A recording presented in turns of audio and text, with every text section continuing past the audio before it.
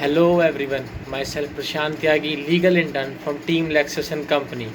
I hope you all guys are safe and healthy. I hope you like my previous video. Please like, share, comment on my videos. Please subscribe our channel for getting latest updates. Today in this topic, I am going to discuss the topic money laundering in India. We cover the stages, the meaning, the introduction, the stages, who can investigate, and the conclusion in this video. So let's start our video. Meaning, money laundering is a method of legitimizing the illegal earned money so as to avoid being caught while carrying on illegal activities and being avoid the taxes. The introduction of the money laundering.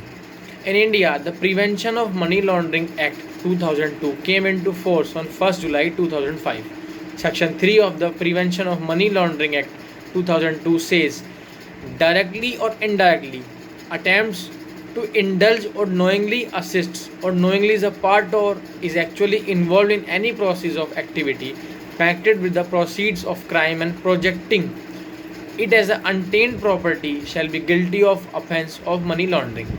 It was amended in 2009. This act provides for rigorous imprisonment for a term of not less than 3 years and fine.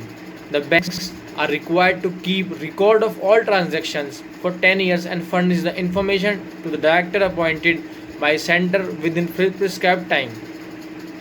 Under Section 56 of the Money Laundering Protection Act 2002, the center can enter into an agreement with foreign country for exchange of information to prevent such act under the provisions of this act or corresponding law in force in that country. Now we discuss the stages of money laundering. First, placement. The person places a sum of money in the bank in the form of cash.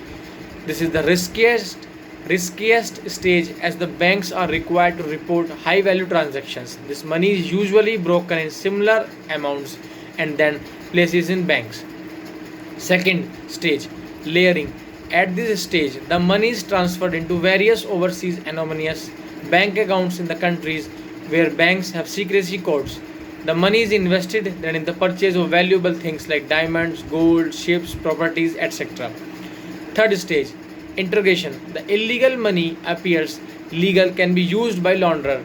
It is very difficult to catch hold of money laundering at this stage.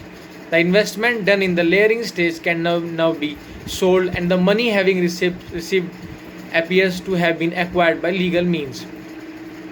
Now we discuss the constitutional validity of certain provisions of Prevention of Money Laundering Act 2002. In the case of B. Ramaraju versus Union of India and others, constitutional validity of Section 2 subsection 1 under subsection 5, 8 and 23 were challenged. The court looked into the object of the act.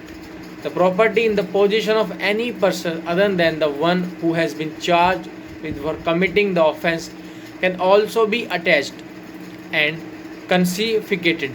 With respect of the retrospective penalization of the court held by the parliament has the power to allow confiscation of property acquired by illegal means prior to the enactment of this act. With respect to the presumption enjoined by Section 23 of the Prevention of Money Laundering Act 2002, the court held the Section 23 of the effectuation in purpose of act in legislative wisdom. It is a rebuttable and rebutable presumption, hence validity of the provisions were upheld. Now we discuss who can appoint special public prosecutors in the cases of money laundering. Section 46 of the Act clearly says that the central government can appoint public prosecutor for any case of groups of the cases.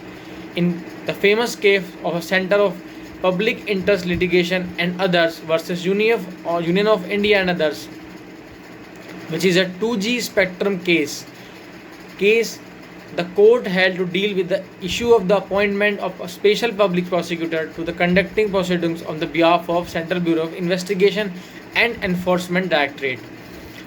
The Honorable Supreme Court, while dealing with the matter of appointment of a special public prosecutor, held that the special public prosecutor cannot be treated as government employee and may be a lawyer on the government. panel but is independent of government control. The provisions of Section 46 of the Prevention of Money Laundering Act 2002 has to be read with the Section 24 of the Code of Criminal Procedure 1973. Further, it was also said that any objection with respect to the appointment of a special public prosecutor is to be dealt by the Supreme Court of India and none other jurisdictions of the court. Now we discuss the who can investigate in these cases.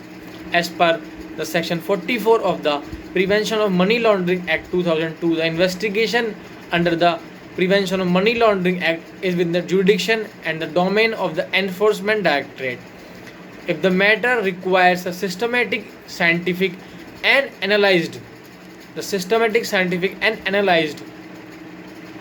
investigation by an expert investigation agency like the Central Bureau of Investigation, and the central government should exercise the powers under Section 45 subsection 1A of the Prevention of Money Laundering Act 2002 for transfer investigation from the Enforcement Directorate to Central Bureau of Investigation. This was said by Supreme Court in the famous case of Vinod Kumar versus State of Jharkhand and others. Now we discuss the final conclusion. The problem with the money laundering is that it involves high class people. The agencies are required to be alternative and catch hold of the offenders at placement stages. Though under Section 24, accused has the burden to prove the properties attained, it is manageable to prove innocence at interrogation stage, but it is very difficult at placement stage. In most of cases, person is caught at the time of tax assessment. I hope you understand the topic money laundering in India. Thank you so much. Please like, share, comment on this video. Please subscribe our channel for getting latest updates. Stay safe, stay tuned. Have a nice day.